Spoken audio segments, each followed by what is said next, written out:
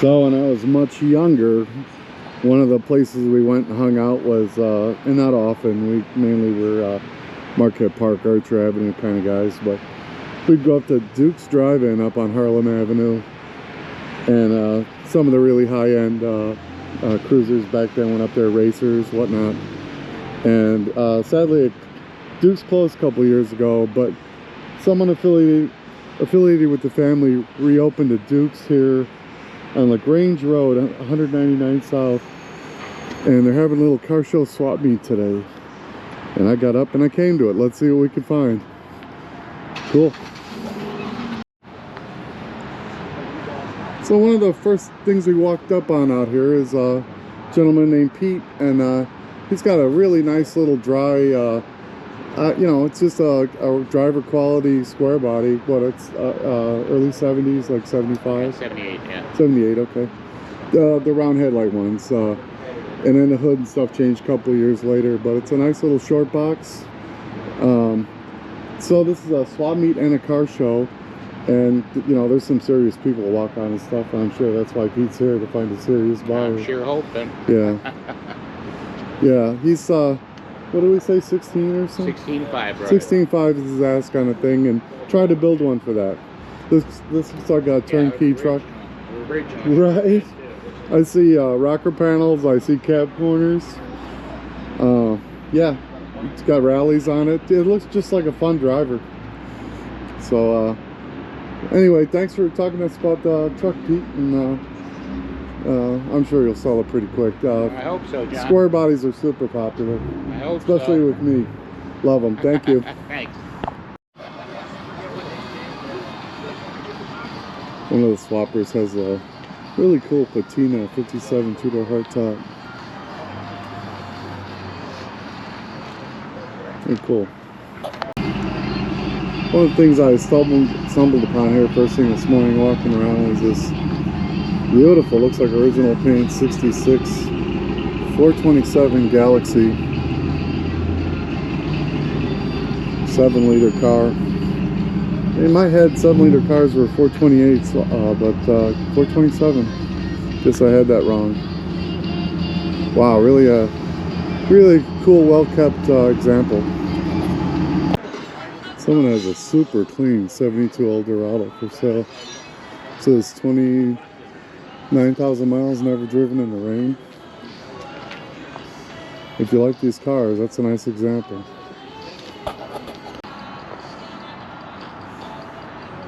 Standing in front of a killer, obviously lowered, bagged, I'm assuming bagged, yeah, it's bagged. So it's mid-60s. Yeah, I'm not sure if they call it Suburban. I think that this one says custom, that's trim level, so it's probably they're either going to call it a carry-all or Suburban. Really cool driver. Got the GMC grille.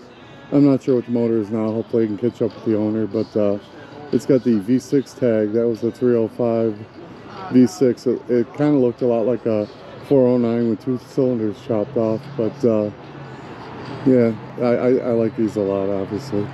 And then next to it, it's a Chevy. Looks like it's got the eyebrow hood. It's a knee knocker. It's an early example of the mid-year ones. Also, it just seriously dropped. It's probably like a 60, 61.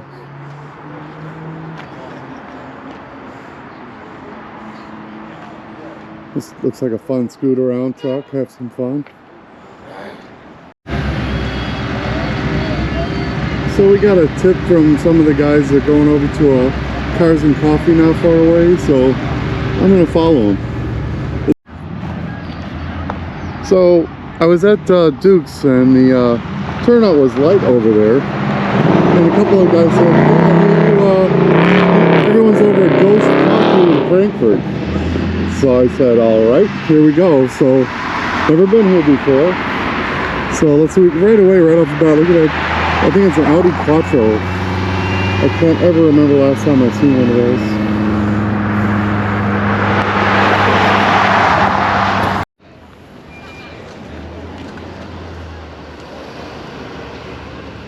Just walking in the gates here at Ghost Coffee.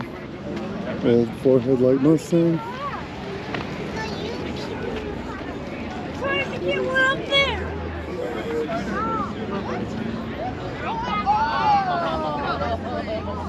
Mustang's out in force. Look at this guy over here though.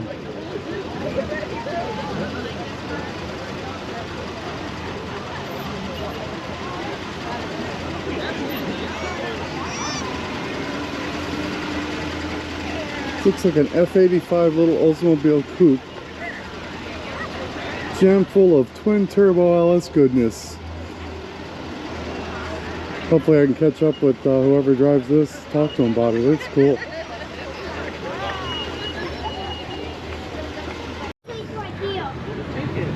Dave's looking at cars, buddy.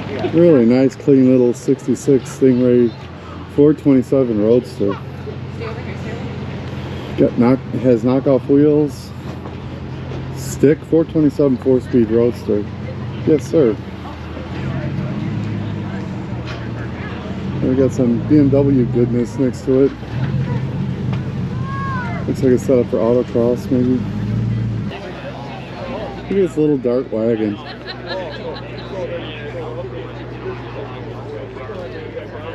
Let's see what the motor is real quick. Looks like a leaning tower of power. Slant 6, to be honest.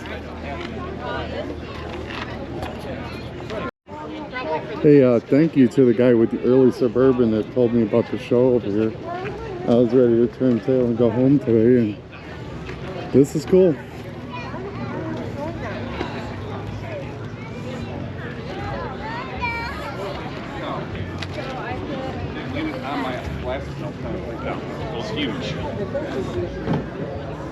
This might be a trunk or treat or something. Little kids, yeah, it's got to be. But it's for Ghost Coffee. Beautiful yellow Viper. Hey, I'm standing here with Luke. I just walked up on. They're busy with trick or treat over here, so we'll make it quick. But we are in front of something really, really special. It is a '68 Hurst 455. It looks like a survivor car that's you're just driving it and having fun with it for the time being, right? Yeah, this one came out of a barn in Iowa around 2010, 2011. Somebody else found it, pulled it out. I ended up acquiring the car in 2014. We were kind of planning on doing a restoration on it, and ironically we ended up in 2018, it was the 50th anniversary of the '68 Hurst, and we ended up putting a driveline in it, going through the suspension and the brakes, had to put new harnesses on it. Now it's too fun to take apart. And now it's too fun to take apart, honestly. You know, you can drive this thing, you put in a parking lot, nobody parks next to you, most people don't even know what it is. So the treatment that they got from Hurst was, they had silver paint, but they put the black accents and stuff on. Correct. Hurst put the dual gate shifter in. They would mask the car and put the black stripes on. It was a pretty sloppy job, so they put a white pinstripe on by hand to blend the line between the black and the silver. Originally, Hurst was supposed to paint the trunk lid black as well. Demer did it out of Lansing, but the paintwork was so bad on the black deck lid that Olds took over mid-production and started putting black deck lids on them. Well, it has survived really well. You know, yeah, it does have one respray on it. Somebody probably cracked it up in the front end at one point because it has new NOS GM fenders, but it was probably painted sometime, we're guessing in the 70s. So unfortunately, the guy that had it for a long time passed away, so we don't know all the exact history on it, but real low mileage car, like around 50,000 miles or so. That's awesome. Yeah, and you know, it survived. If you're not familiar with the big inch Oldsmobile, tons of bottom end torque. Huge torque. Smooth running, and you can, they were like a gentleman's muscle car, but this was like the king of the hill as far as Oldsmobiles went in '68. Yeah. This was it. 515 of them. 515. Yeah, this is car 327. It's a non-air car, and that's a big differentiator. The air conditioning cars had 308 rear gears, mild cam. This car got, a non-air car would have what they called, it was the Ramrod cam, the W31 cam, 308 duration. But it still had power brakes. It really was a mix of borrowed parts between a W30 to W31. So it had a Ramrod carb, Ramrod camshaft, red inner fenders. red inner fenders from the W30, yes, and the outside air induction with the scoops under the bumper in the front. So, hey man, I'm blown away by the car, and I'm glad I got to talk to you, and thank you very much for giving me a minute. Yeah, no problem. That's really neat. Thanks for checking it out. Thanks. I just wanted to show the back of this 68, the paint treatment and what they did. It's got a Nixon Agnew bumper sticker. That's as far as we're going politically on the channel, but pretty neat. Yeah, and through the window you see the dual gauge shifter and the my favorite wheel, the 3-spoke steering wheel. What an awesome car! And then next to it, and I believe it's legit, it's got all the earmarks, is a Trans Am Challenger. It's got the antenna on the back quarter panel, which is a tip. It's got the rear spoiler. You can buy all that stuff, but the antenna on the quarter panel was a Trans Am Challenger thing because they had that snorkel fiberglass hood, and there was motor interference electrically with the radio if they put the antenna up on the front fender. These cars had 340 small block LA motors with 3 two-barrel carburetors. I'm very familiar with these cars. One of these days we'll have my buddy Rich and we'll do a sit down and talk cars, but he had a pink one. But really nice clean example. I'm really glad I came to the show. Nice Silverado 84, 85, something like that. Yeah, maybe. Anyway, it's a reminiscent of the Fall Guy truck. Pretty darn clean for where it lives in the world. And then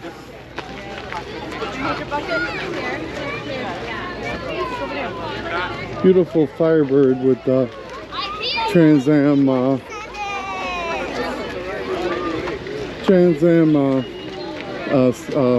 hood and spoiler. Can't speak today for some reason. It's got the side scoops. It's got a black interior, so I'm not sure how it was born, but I like it. Look at this little Fiat. I could put probably 3 of them in the image here. Next to it looks like an MG MGA. And then, look at this. I would rock this. This is awesome. 80s Toyota 4Runner with the top off. Looks exceptionally clean. Love that. Oh, here's my guys over here.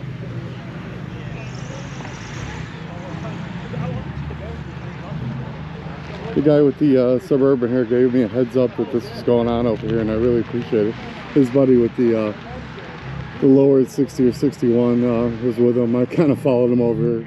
Can't thank these guys enough. I always look for the unusual. It's mid-60s, I'm guessing 66. It's a Comet, and it's the Mercury equivalent of a Fairlane. But what a really neat, clean car, and they don't weigh a ton. It'd be great for it's a 202 model. It's probably like it was like a base model. Really cool. 5-spoke wheels on it. Stick shift. My dad thinks we got 2 of these. This is quite the little event over here. I'm really happy I didn't just turn tail and go home, and I listened when those guys told me about this place.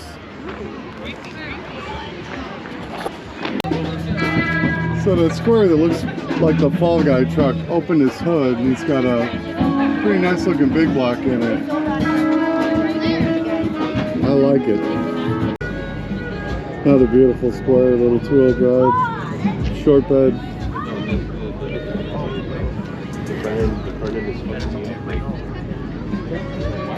Little Square S10 with a cap on it. Small block swap, very nice. This must be the original owner of this 40. Very tasteful. Dual carb flathead motor.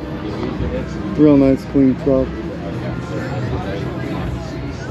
Next to it, a pretty nice 351 Ram Air. Oh, Boss 351. Now this is something special. If that's legit what it is, I've driven one of these cars years ago. The Boss 351 would rip. Let's see if it has automatic or stick car. Wow.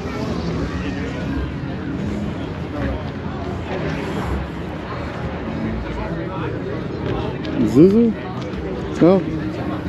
It says it's an 86 S10. The body lines look a little wrong on the side, but it's the grill that's throwing me off. That Boss 251, wow. Very nice. Killer 64 GTO, got the old school stance, a little high in the back.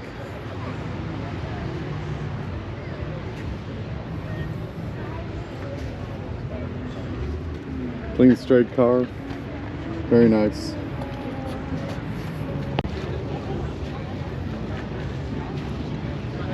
Very cool nostalgia, flathead, roadster, 32 grill. Very nice. I'm glad I came here. This is awesome. Little baby moon, V8 baby moon hubcaps. Tale of two Chevelles. We have our 71, 72 single headlight Chevelle. It says it's an SS. Big block, Mickey valve covers, aluminum heads. Looks like a really fun car. And then next to it, an earlier 65 two-door hardtop Malibu, and it's got the low intake. It's an LS for sure. Not sure what the size of the motor is, but air conditioning, set up to be just a nice driver.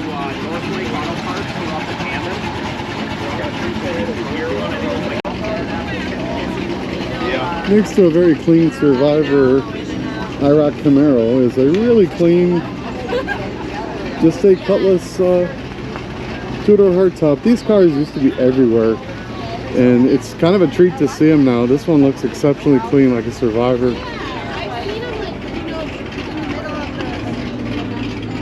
Cutlass Supreme CS. Crazy cloth green interior. I like the 4-spoke wheel in it. Power windows. This is a nice car. Well, I'm leaving. I've never been to this event before, and wow, that couple of things here just blew me away. That 68 Hurst is phenomenal, but not a lot of interviews because people are giving out candy to kids. That's what this is about over here, so I didn't want to distract owners, but just incredible.